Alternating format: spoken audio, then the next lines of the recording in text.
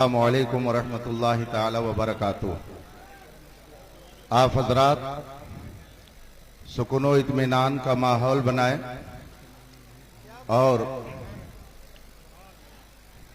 اساتین امت کی زیارت اور ان کے دیدار سے اپنے قلب و جگر کو سکون بخشیں۔ آئیے رسول پاک صلی اللہ علیہ وآلہ وسلم کی بارگاہ قدس میں درود و سلام کا نذرانِ عقیدت پیش کریں اور پڑھیں۔ اللہم صلی علی سیدنا و مولانا محمد معدن الجود والکرم و آلہ الکرام اجمعین۔ رفیقان محترم، موسم کی خرابی کے باعث آپ حضرات میں تھوڑا اضطراب پیدا ہو گیا ہے، لیکن میری آپ سے گزارش ہے کہ اسٹیج پر آپ حضرات کے دل کا سکون جلوہ گر ہے۔ آپ زیارت کر کے اپنے دل و دماغ کو پرسکون بنائیں۔ آج کا یہ عظیم الشان اجلاس جس میں ہندوستان بھر سے جلیل القدر علماء اپنے اس عظیم محسن کی بارگاہ میں خراج عقیدت پیش کرنے کے لیے حاضر ہوئے ہیں، جس کی خدمات کا دائرہ اتنا وسیع ہے کہ 100 سال گزرنے کے بعد بھی اہل علم اس ذات کی خدمات کا احاطہ نہیں کر پا رہے ہیں۔ آج پوری دنیا میں جس کے فضل و کمال اور حکمت و دانائی کی داستان منبر و محراب، یونیورسٹی اور کالج، مدارس اور مکاتب میں سنی اور سنائی جا رہی ہے، وہ ایک ذات سیدنا اعلیٰ حضرت امام احمد رضا فاضل بریلوی رضی اللہ تعالی عنہ کی ہے، جس نے کہا بجا کہا وادی رضا کی کوہ ہمالہ رضا کا ہے، جس سمت دیکھیے وہ علاقہ رضا کا ہے۔ اگلوں نے بھی لکھا ہے بہت علم دین پر جو کچھ ہے اس صدی میں وہ تنہا رضا کا ہے۔ سیدنا امام احمد رضا سنی تھے، مگر صرف سنی نہیں بلکہ امام اہل سنت تھے۔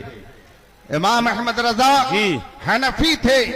مگر صرف حنفی نہیں بلکہ اپنے وقت کے امام اعظم ابو حنیفہ تھے۔ حضور سیدنا امام احمد رضا ماتریدی تھے، مگر اپنے زمانے کے امام منصور ماتریدی کا عکس جمیل تھے۔ امام احمد رضا محدث تھے، مگر اپنے زمانے کے امیر المومنین فی الحدیث تھے۔ سیدنا امام احمد رضا ایک ریاضی داں تھے، مگر صرف ریاضی داں نہیں بلکہ اپنے زمانے میں جملہ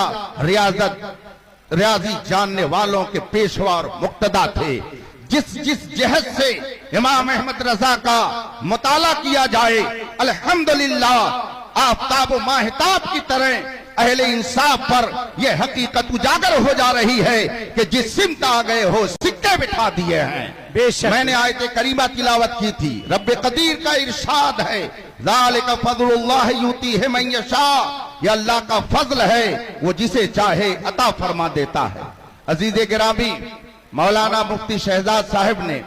مجھ سے یہ گزارش کی تھی کہ بریلی شریف کی مرکزیت کے حوالے سے کچھ گفتگو آپ کے سامنے رکھی جائے، مگر ماحول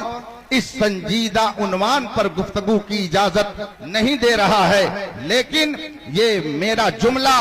آپ نوٹ کر لیجئے کہ بریلی الحمدللہ مرکز عقیدت بھی ہے، مرکز محبت بھی ہے، مرکز علم و فضل بھی ہے، مرکز اہل سنت بھی ہے، اور ان سب چیزوں کو دلائل کے ذریعہ ثابت کیا جا سکتا ہے۔ جب کوئی شے، جب کوئی علاقہ، جب کوئی ادارہ، جب کوئی ذات مرکز بنتی ہے تو اس کی مرکزیت ختم کب ہوتی ہے؟ میں ایک مثال سے اس بات کو واضح کر کے اپنی گفتگو ختم کر دوں گا۔ اگر کوئی شہر مرکز بن گیا، سینٹر بن گیا، لوگوں کے دلوں کی دھڑکن بن گیا۔ اب اگر کسی دشمن نے اٹیک کیا اور اس شہر کو کھنڈر میں تبدیل کر دیا اور جو کام وہاں سے ہو رہا تھا وہ کام بند ہو گیا، تو اب کہا جائے گا اس کی مرکزیت ختم ہو گئی، اس لیے کہ جو کام ہو رہا تھا وہ کام بند ہو گیا، جو کام وہاں سے کیا جا رہا تھا وہ کام اب نہیں ہو رہا ہے، جو پیغام وہاں سے دیا جا رہا تھا وہ پیغام وہاں سے نہیں دیا جا رہا ہے۔ جب یہ کیفیت پیدا ہو جائے تو کہا جائے گا فلاں شہر کی مرکزیت ختم ہو گئی۔ اگر کسی ملک پر دشمن نے اٹیک کر دیا اور دارالسلطنت پر قبضہ کر کے اسے کھنڈر میں تبدیل کر دیا تو اب کہا جائے گا اس کی مرکزیت ختم ہو گئی۔ اگر کوئی عظیم الشان شخصیت نے دینی کارنامے انجام دیے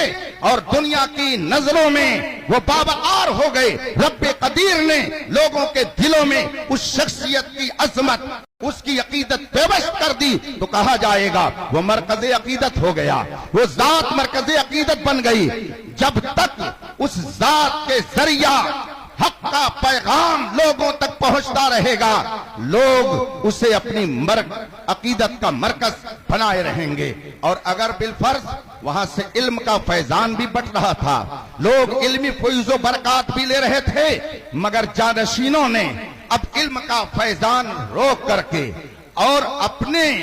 کاروبار کا رخ کسی اور طرف کر دیا۔ مثلا جو شخصیت مرکز علم و عقیدت تھی،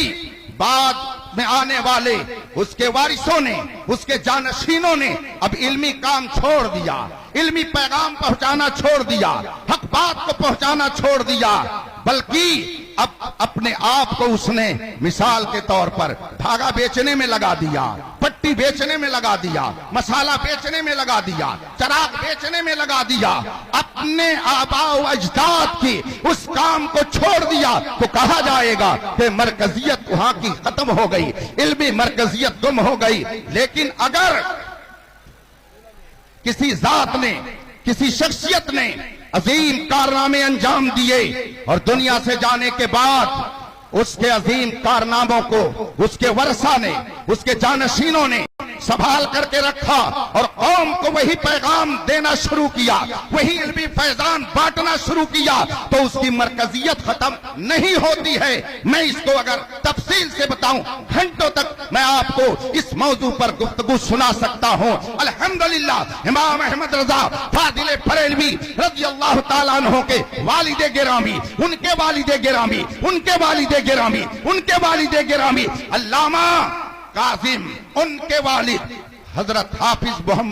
حضرت محمد اعظم، ان کے بیٹے حافظ محمد قاسم علی، ان کے بیٹے علامہ رضا علی، ان کے بیٹے علامہ نقی علی، ان کے بیٹے سیدنا امام احمد رضا، ان کے شہزادے حضور حجت الاسلام علامہ حامد رضا، ان کے دوسرے برادر محترم سرکار مفتی اعظم ہند، اور پھر ان کے جانشین مفسر اعظم، پھر ان کے جانشین حضور تاج الشریعہ، پھر ان کے جانشین میرے قائد اہل سنت علامہ اسجد رضا قادری قاضی القضات فی الہند۔ اتنا لمبا سلسلہ علم و فضل پر مشتمل ہے، لیکن کچھ لوگ کہتے ہیں بس 3 ہی نسل۔ جیسے کسی موقع پر کسی نے کہا تھا کہ 3 طلاق 1، تو ہمارے خطبار مقررین نے مثالیں دے دے کر کے سمجھایا، 3 سموسے کی مثال، 1 روپیہ دینے کی مثال۔ اسی طریقے سے شاید کچھ لوگوں کے نزدیک اگر شجر نسب میں 10 فیض و برکات والی شخصیتیں ہوں تو کچھ لوگوں کے نزدیک غالباً یہ 2-3 ہی میں شمار کیا جاتا ہے۔ اللہ تعالیٰ انہیں گنتی سیکھنے کی سعادت عطا فرمائے۔ امام احمد رضا تنہا مرکز علم و فضل نہیں تھے، ان کے والد گرامی الحمدللہ وہ شان رکھتے تھے کہ پورے ہندوستان میں ان جیسا کوئی حدت نظر رکھنے والا نظر نہیں آتا ہے۔ ان کے والد گرامی، ان کے والد گرامی، ان کے والد گرامی، اوپر سے نیچے تک یہ پورا گھر آفتاب و ماہتاب بنا ہوا۔ جی بے شک بے شک الحمدللہ بریلی شریف مرکز عقیدت بھی ہے، مرکز اہل سنت بھی ہے اور مرکز علم بھی ہے۔ جو علمی کام سیدنا اعلیٰ حضرت امام احمد رضا قدس سرہ نے انجام دیا، الحمدللہ ان کے جانشینوں نے اس امانت کو ضائع نہیں کیا. یہ علماء، یہ مرکز الدراسات الاسلامیہ جامعۃ الرضا، تقریباً 10 مفتیان کرام ہما دم تازہ ہو کر فتویٰ نویسی کا کام انجام دینے والے، آپ ہندوستان کے طول و عرض میں چلے جائیے، اگر کہیں ایک مفتی نے الگ فتویٰ دیا، دوسرے مفتی نے الگ فتویٰ دیا، تو لوگ پوچھتے ہیں بریلی کا فتویٰ کیا ہے، بریلی کی سرزمین سے کیا جواب آیا؟ یہ خود اس بات کی علامت ہے کہ کل بھی علمی پیغام بریلی شریف میں جاری اور ساری تھا، آج بھی ہے اور قیامت تک رہے.